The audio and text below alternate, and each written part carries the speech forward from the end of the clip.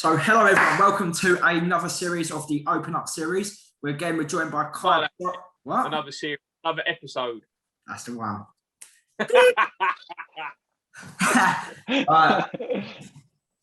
Hello and welcome to another episode of the Open Up series. Today we're joined with Kyle Trott, the People's FC chairman, and myself, Sam Smith, one of the management of the People's FC. Right, today we've got a special guest over the lake in America. We're joined from the New York International. He'd like to call himself as Coco, and he's one of the head of the community engagement of the team. How you doing today? You well? Good, thanks. What a title that is, head of community engagement. Could not dream of any better. Got a title, eh? Yeah. So basically, we'll start off with the history of New York International. Had you guys come back in 2019? How did it all start? Yeah, good question. So first of all, thanks for having me. And yeah, so we started in about 2019. So we actually branched out from another club.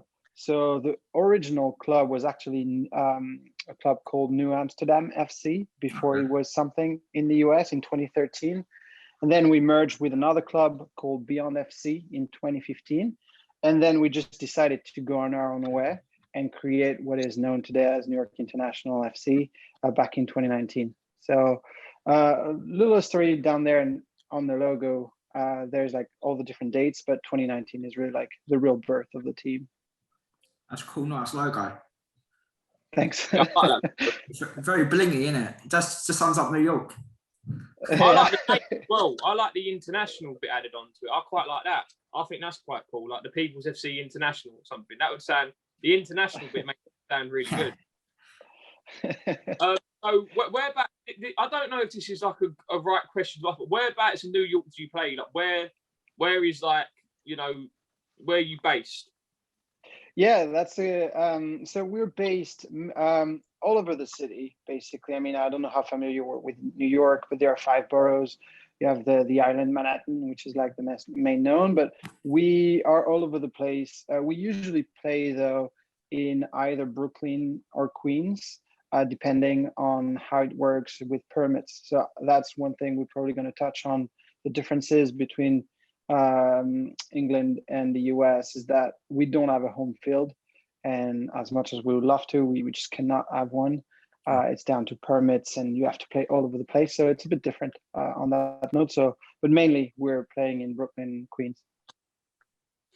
Okay, so how does it work in America? Like, are you in a league? Is there cup competitions? Because I see something the other day where I can't remember what side it was, but there's a cup in the United States where it's like, you know, we've got the FA Cup, so it's like all the lower teams play, you know, could play anyone. And I see that there was a team that was based out of a corner shop, played against one of the, well, I think it was obviously one of the bigger teams in the MLS, and they actually scored a free kick.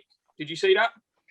Yeah, it's Christos FC, I believe, is the one you're referring to. So we have something similar to the FA Cup called the Open Cup, but it's limited to some leagues. So the way it works, like in the UK, my understanding is, and in France at least, you have like the federation who is taking care of everything. I mean, taking care of everything is a big word, but kind of like creating this pyramid in football that does not exist here. The equivalent of the FA in the US is the USSF, that technically should oversee that, but they have not created a system where all the levels are linked to one another. So you have different leagues competing against each other.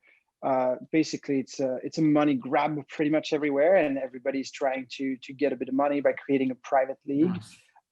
And like the MLS doesn't speak to any other leagues. Like there's no promotion relegation as per se. So it's just the US way of sports has been implemented into like a European game. So it's kind of like different, and that's why it's a bit tricky to understand. And people are trying to push to create a pyramid of some sorts, but we're not there yet. I always get confused with how the MLS works, because you've got 2 different leagues in the MLS, so, and then they play against each other. Is that the same at your level as well? So like any league plays against anyone for like in league games, it works. So technically the MLS has only one league. It's just you have the Eastern Conference and the Western Conference. So similar to like what's happening actually with the NBA, it's like they try to, everybody plays each other, but people in one conference will play each other more, like I think 3 times or 4 times instead of 2. And or I guess twice versus of 1 if they play the other conference. So technically the MLS, I don't even know how many teams they do have right now, but it's just one gigantic championship, and they have 2 conferences, and then your ranking is based on the conference you're in, Eastern or Western, and based on where you rank, you go to playoff because it's America and they love playoffs here. So you go to playoffs, and then you're declared champion if you win the playoffs. Oh yeah. Moving on to the next question as well is I'm going to change it up a little bit as well. The original question was, how do you guys prepare for a game? Like, do you have a little bit of music and stuff? But I want to add on, how serious is your football in America? Because in England at the moment, Sunday League used to be you'd show up drunk, you know, overweight keepers. You know what I mean? It used to be like that. Now Sunday League's getting quite serious now. Since the start and the rise of sort of YouTube football and things like that, it's getting quite serious now. And there's a lot of really talented people playing Sunday League. What is it like in the USA at the moment? I mean, there's no one size fit all, obviously. Like, my experience is you have everything. It's about what you want to do. You have really like, you have, I would say, like, you don't have really the equivalent of beer league or whatever, Sunday League, whatever you want to call it. Like, people like probably do this, but it's more like 7-a-side or like 9-a-side type of leagues that you would play in. In terms of like 11-a-side, because it's such a commitment, at least in New York, people tend to be a bit more prepared and a bit more intense about it. But again, like it's really down to the team. I mean, we've played, like, we tend to get like a somehow professional approach to how we do games. We show up an hour before, we warm up properly, but we've played teams who just literally show up, like put the shin guards on when the whistle is already blown. So, so it really depends. But I do think you have a bit of both. And it depends, like if you're paying for it or if you just like a meetup type of thing where you just show up. We've got this league in England. It's called the Met League, and it's a bit like a beer league. And that's where Sam's team plays in. But Sam's team seems to lose every week still. So maybe we're doing something, Sam. I say that as I'm well, Sam. Yeah, exactly. Nice to talk. Moving on. With New York International, do they have a rival club that you play that you played often and you just absolutely hate them? Yeah, seem to kick chunks out of. So, you know, like you have to be politically correct when you're in the US. So we don't hate anyone. That's not what we want to say. But I think our rival club would be Beyond FC, which still exists and which we branched out of. So every year we try, like every year, I mean, we started in 2019 and last year was kind of a wash off. But every year we'll try to do like 1 to 2 games against them, kind of like the derby. They are technically a division, 2 divisions above us, but we managed to win the last 2 times we played them. So it's a bit of a rivalry game, and they're scared of like playing us with their full squad at the moment. They're like, if we lose, we're gonna look like fucking clowns. AJ, if you hear this, if you ever see this, AJ, this is for you. you play as well, or are you classed as what was it we said? The community? Are you just a community engagement, or do you play as well? I used to play, so I just left New York physically for family reasons, but I used to play on the team. Defensive midfielder Claude Makelele is my idol. Nice. Good. Who's the biggest, like, sort of, do you have a class clown in the club that like always does the pranks on people, or? Yeah, I mean, we always do. We have like this guy, I don't know, like if you're familiar with like, what is it, like this like football golf like YouTube channel. Yeah, we know it. Football golf, yeah. So yeah, like, but there's like a YouTube channel like that's quite famous, like the guy interviews like celebrities or something like that. So probably talk about something else. We have this guy Abdel who's just like dancing all the time, like literally dancing all the time, and he's just like making pranks and stuff like that. So he's definitely the clown of the team. So in England, we have a lot of sayings. So, you know, this will never die out, no matter how serious Sunday League gets. We have let them know you're there early, which basically means put a foot in to let the other team know you're back. There's always, you know, a tricky winger or something that we go, you know, when you see him, he's quick, he's tricky, take him out, make him not want to play the rest of the game. Have you got any sort of sayings like that in America? So the thing is, when you think about football here, it's coming from everywhere. Like there's no such thing as football from America, from the US. So it's really imported from Europe. Obviously, like big Irish immigration, so it makes it like a big community. For example, in New York, you also have a massive Central American and South American immigration. So it's actually like imports from these countries that makes the saying. So our coach, Gary, is Irish, so he definitely has the same type of things as you're saying. And even me as French, I used to say the same thing, like, oh yeah, he seems like a little bit nifty. It's just like, go there, give him one, he won't come back. Exactly. But and that's the challenge, you know, like of our team is we come from everywhere. We have about 20 different countries represented in 30 players. So the way to manage or to coach someone who is coming from Ghana versus someone who's coming from Colombia versus coming like from Ireland is so different. And like I know in England, in Ireland, it's a lot of shouting, a lot of like, come on, you suck, like be better, like be stronger, be tougher. Like it's a lot of shouting. Yeah.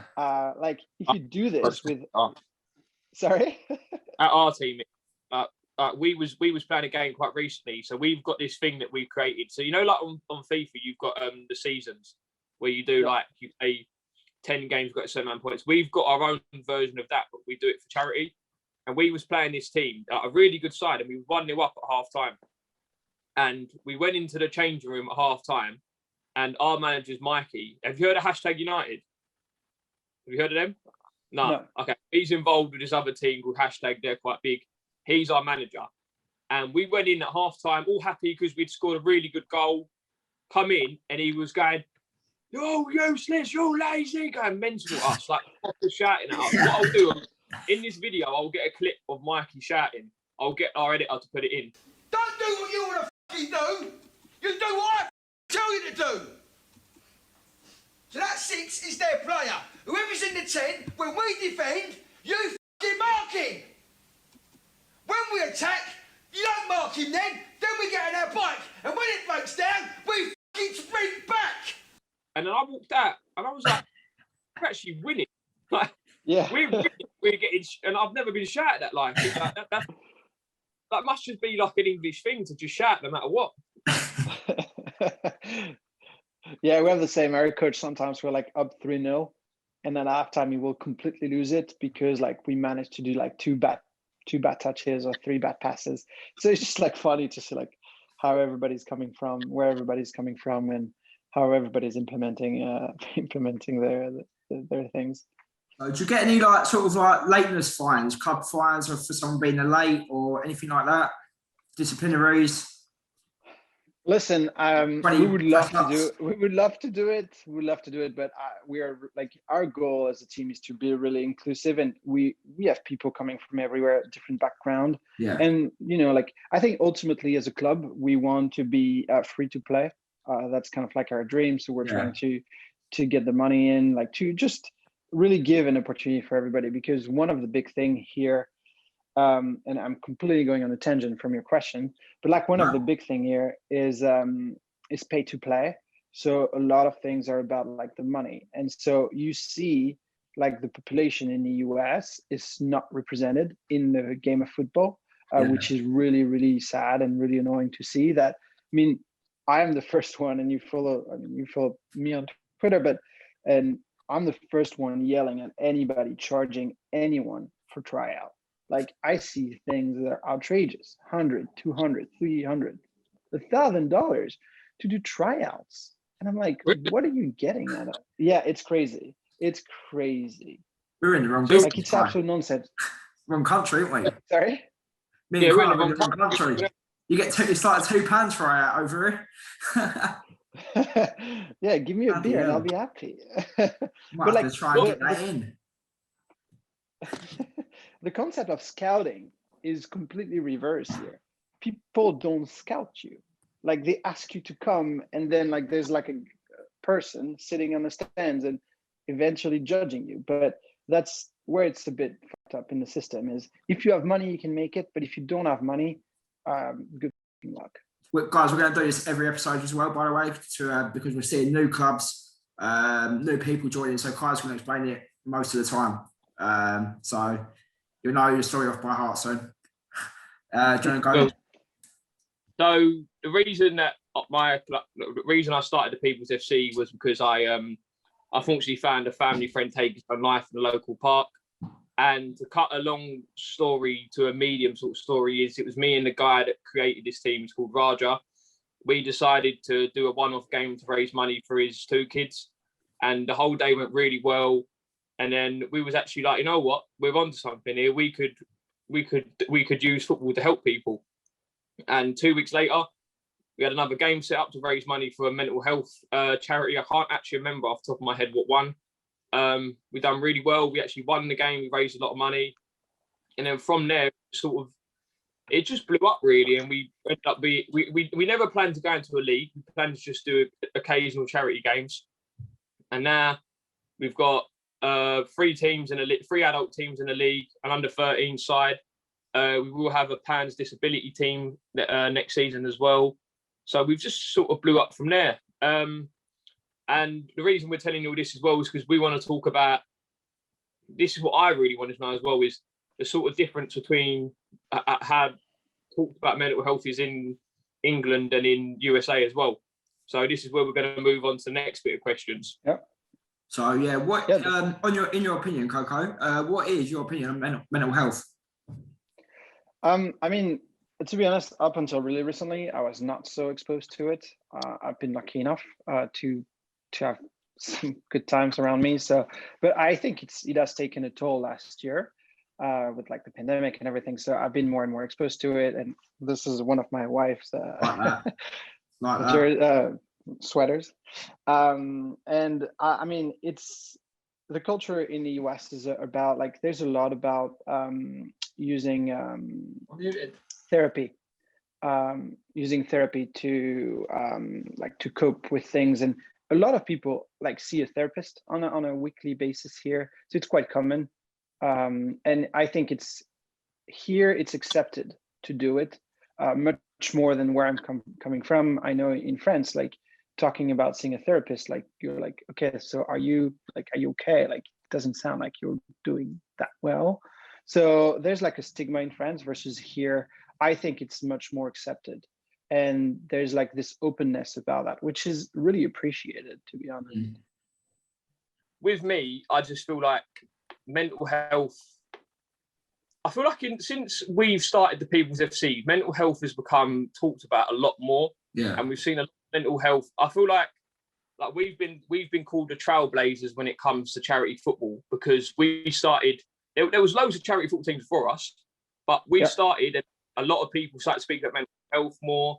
A lot of the Sunday League sides started speaking about mental health more. And it's just sort of become a bit bigger since we sort of come about with it.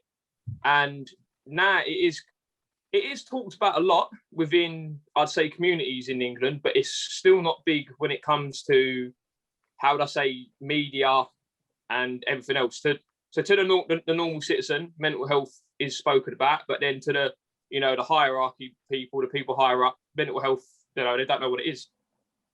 No, exactly. Yeah, I mean, I think there's a stigma around it, but I guess question for you is, obviously the Premier League stayed on because like I felt there was a need for people to have some sort of entertainment during the pandemic. Like, don't you think this was like some sort of being aware of like the mental health of people, like having some sort of out in these crazy times? Yes and no. I do think, because I see a few people say, football's nothing without fans. I actually think you said that as well, Sam. Yeah. I actually think there shouldn't be no football without fans is nothing. It is, but then you've got to think about the entertainment it gives people watching, because there was no football being played, you know, no non-league football you could go watch, no Sunday league football you could go watch. There was absolutely nothing. So it's like, I believe that they left it on for the entertainment of people, but I also feel like they've kept the Premier League on for the sake of money as well, because that's what the Premier League is. Well, Premier League is a big thing for money, and they need it for money. But they must have a little bit. What is there any sort of helplines in USA? Like in England, we've got a few. We've got Calm, we've got Mind, we've got a few helplines that you can call up. Is there a lot in the United States? So I am not aware of like specific ones, but I know there is. Kind of like, to tying back to what I was saying earlier, I think it's much more accepted here, and there are a lot of like prevent lines and people you can talk to do that. So I know it is done. Now it's about like making sure it reaches everybody, because obviously what I'm seeing is not everybody's experience. So it might be different based on like where you're coming from and like the social background or like economical background that you're in. But I do believe there is quite a lot. Then again, like who can really, when you're like in a sense of poverty, like can you actually think about your mental health? I think like, you know, having help for mental health, it's a bit of a rich people problem at the moment, and it needs to be much more democratized. Oh yeah. Yeah, agree with it touches everybody, don't get me wrong, but I think people who have solutions about it are like wealthier people. Yeah, I think in England it's a bit easier to get help. I do think it's a little bit easier because, you know, we have a lot of, is mental health is obviously classed as, it comes under our healthcare system. Yeah. Easier in England. I think in the United States, it would cost a bit of money to get the help that we could get here. Yeah, 100%. So I get what you're saying 100%. This next question, you don't have to answer. We don't need anyone to answer because it's a bit of a tough one. Have you ever suffered or known anyone suffering from it? If you know anyone, how easy was it to notice first suffering? You said that you've been quite lucky. Yeah, but personally, no. Personally, no. I've never went through that, but yeah, I've been dealing with other people close to me that have gone through that. So it's a tough time because it's about understanding more than trying to fix something, and really like supporting the people who are like going through rough times. And I think that's a mental shift. Like it's not a problem that needs to be fixed. It's just you have to support the journey, and that's what's important overall. And that's also why like I love your initiative as a football club, because sport is a way out for many things. And like that's like we have lads going through rough times as well on the team, and we want to get them out. Like come on the pitch. Like if you think money is an issue, don't worry about it. Like just come play. Have fun with your friends, play some football. This is what you like to do. Get your mind somewhere else a little bit. Doesn't mean you're running away from your problems. It's just like give yourself some breathing room. That a lot. I think I know we haven't done many open up episodes, but that's probably one of the best answers we've had today. I was going to say, what's your advice on mental health? But so you've covered that really. In a way. So do you sort of have anyone in the club that's like sort of like a go-to person that boosts your mood up 10 times better if you're feeling a bit down? Or I'll probably go to you. Yeah, I mean, I try to be that guy. I think overall, like the board, like we created the board like just to centralize all the decisions and everything. But overall, we want to be like the guys like the people can go to and just talk about anything. I think our coach is doing an incredible job about this. He is the one like really like everybody can reach out to him. Like, hey, like we've had like requests like, hey, can I get money like just to come to the field, stuff like that. And like the coach is just like, yeah, don't worry, like we'll figure out later, like don't worry about that. So I would say our coach Gary and our president Nick are the two like really leading this effort, like trying to relieve the burden of anything just for the sake of playing. Because I think like football is people saying football is life. is something I'd like to to believe is true, and so it's a good way out. So the board overall, like anybody's trying to be helpful. But Yep. just to end on, I think before this runs out, I think we do need to sort out a trip to New York, Sam, for the boys. 100%. 100%. Anytime. What we're at the moment, we're doing this thing called Run for Rosie, one of our charities, a girl with a rare form of cerebral palsy. We're running to raise money for her. If the boys run 150 kilometers this week, we'll reward them with a trip to Amsterdam. So after we go to Amsterdam, what we'll say to the boys, if you could do 250, we'll reward you with a trip to New York. We'll come out and we'll meet you guys. We'll film a few videos and stuff and play a game or something. Yeah, and honestly, like if you have like more charity things that you wanna raise money for, like reach out, like send us the things. I'm more happy to force myself to go running. Like for a good cause. Like for myself, I would not do it, but for a good cause, I'll definitely do it. So Okay, like, well, send you all the details. happy to, yeah, definitely. Like I think ultimately we wanna have a charity aspect as well on our team. We don't know which one yet. We're still like nascent at the moment, but it's really important for all of us, and like there's so much to be done, and we're lucky enough to be healthy at the moment. So let's use it for the good cause. It's been an absolute pleasure. Thanks for coming on, Coco, mate. We could chat for hours, honestly, we could. So like I mentioned, we would have to sort out another one very soon, whenever we're both ready.